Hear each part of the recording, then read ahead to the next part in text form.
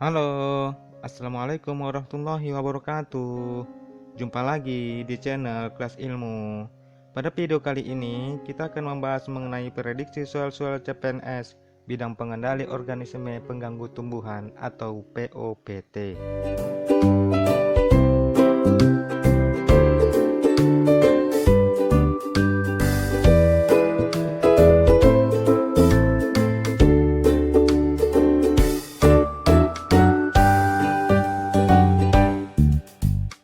Latihan soal pada video kali ini itu menyangkut mengenai kisi-kisi terbaru dari Permenpan, yaitu jenis OPT, komoditas perkebunan, dan akibat serangannya.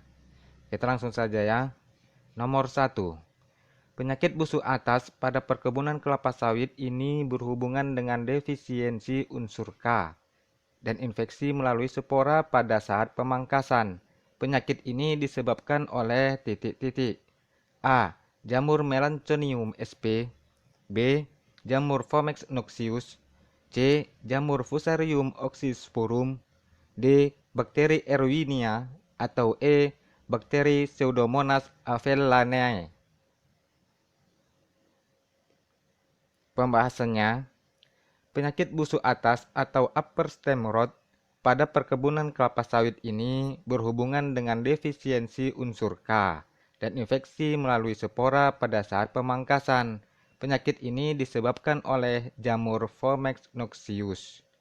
Gejala dari serangan jamur ini ialah warna daun yang terbawah, berubah warna, dan akhirnya mati. Keadaan ini berkembang terus sampai kuncup daun terserang. Selanjutnya terjadi pembusukan pada batang. Jadi jawaban yang tepat adalah B. Jamur Fomex noxious. Nomor 2. Darna terima, Setoa nitens, dan Poloneta diducta merupakan jenis hama ulat api pada perkebunan kelapa sawit yang menyerang titik-titik. A. Akar tanaman. B. Buah tanaman. C. Batang tanaman. D. Daun tanaman. Atau E. Daging buah. Pembahasannya, Darna terima, Setoa nitens, dan Poloneta diducta merupakan jenis hama ulat api pada perkebunan kelapa sawit yang menyerang daun tanaman.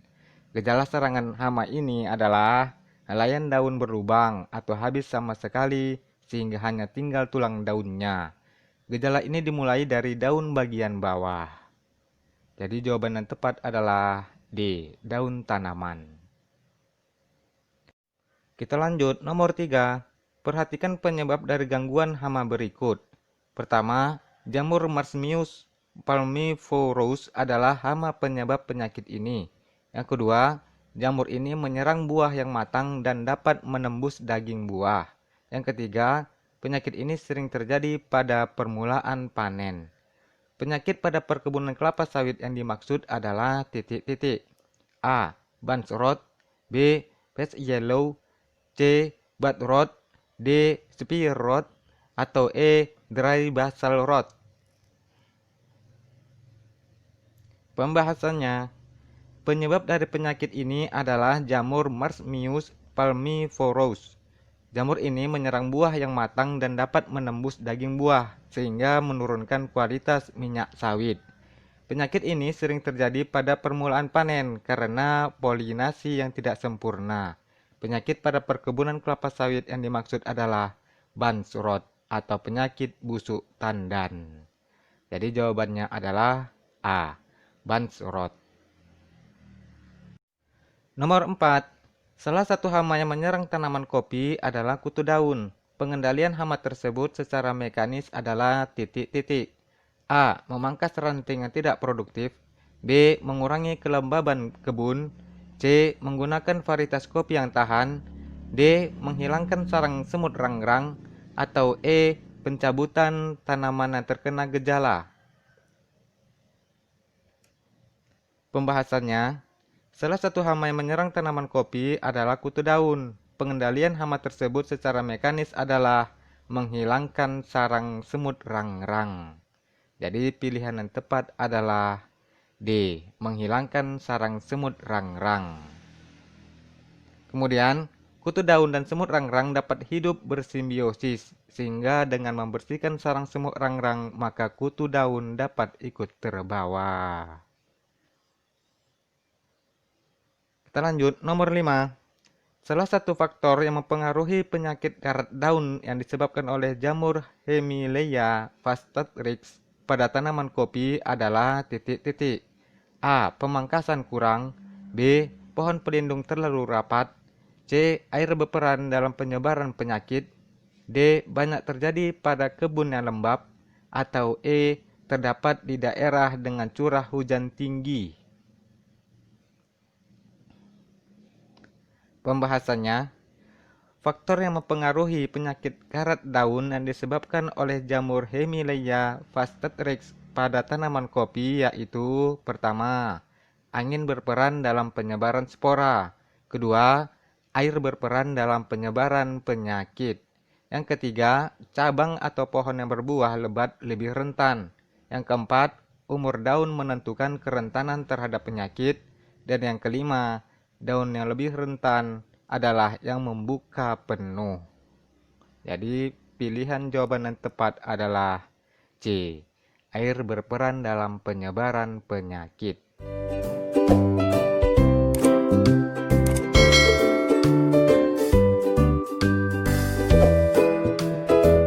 Nomor 6. Pada tanaman teh, hama ini menyerang pucuk daun muda.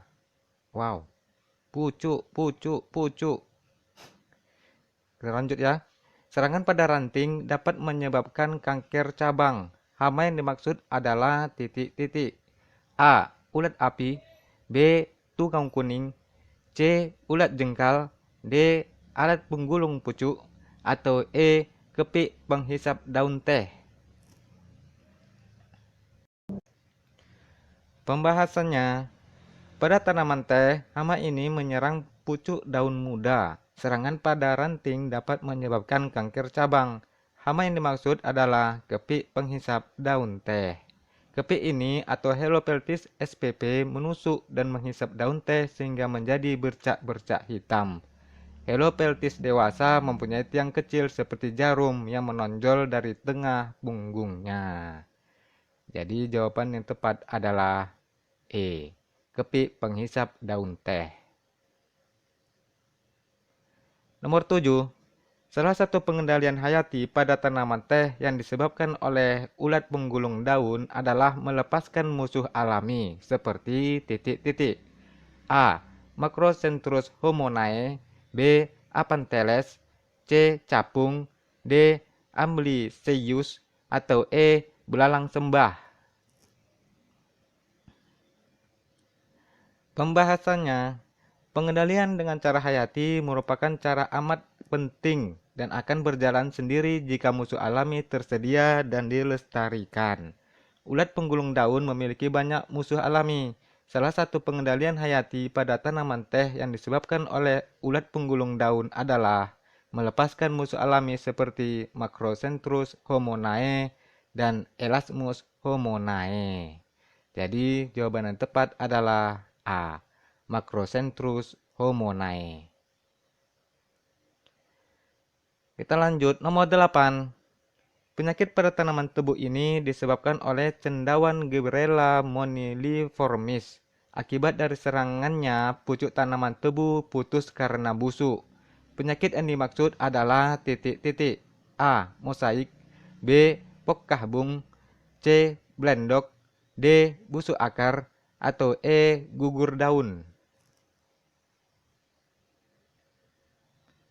Pembahasannya, penyakit yang disebabkan oleh cendawan Gibberella moniliformis ini dapat mengakibatkan pucuk tanaman tebu putus karena busuk.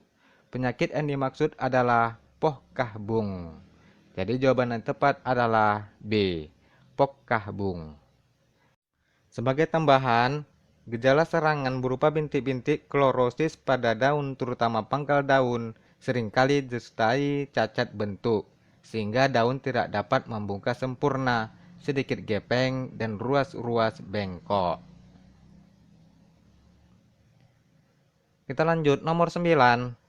Penyakit bidang sadap pada tanaman karet ini disebabkan oleh jamur Phytophthora palmivora. Infeksi yang disebabkan carangan jamur ini adalah titik-titik. A. Alur sadap mudah tertutup. B. Irisan sadap tidak menghasilkan getah. C. Benjolan di bekas bidang sadap lama. D. Ranting tanaman karet putus karena busuk. Atau E. Jalur sadap berbau busuk. Pembahasannya, penyakit pada bidang sadap disebabkan oleh jamur Phytophthora palmivora. Infeksi yang disebabkan serangan jamur ini adalah benjolan atau cekungan di bekas bidang sadap lama, sehingga penyadapan selanjutnya sulit dilakukan. Penyakit ini umumnya berkembang di daerah yang memiliki kelembaban tinggi, terletak di wilayah beriklim basah, serta di kebun-kebun yang penyadapannya terlalu dekat dengan tanah. Jadi, jawaban yang tepat adalah C. Benjolan di bekas bidang sadap lama.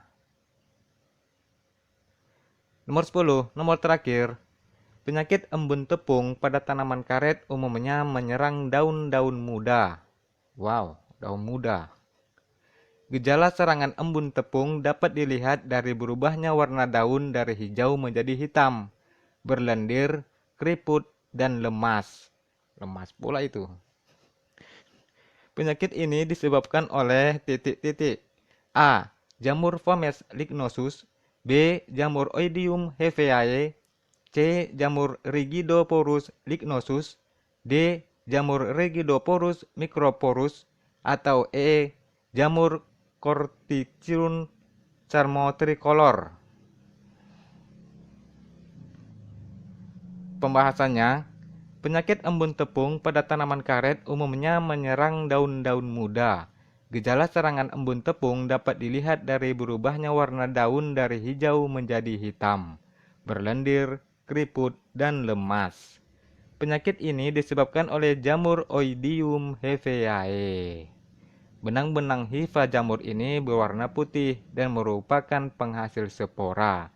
Spora berbentuk tepung halus berwarna putih dan mudah diterbangkan angin untuk menulari daun-daun yang sehat. Jadi, jawaban yang tepat adalah B. Jamur Oidium heveae. Oke teman-teman, terima kasih sudah menyaksikan dan semoga bermanfaat. Nanti insya Allah kita akan berjumpa lagi pada video-video pembahasan lainnya. Assalamualaikum warahmatullahi wabarakatuh dan sampai jumpa. Bye.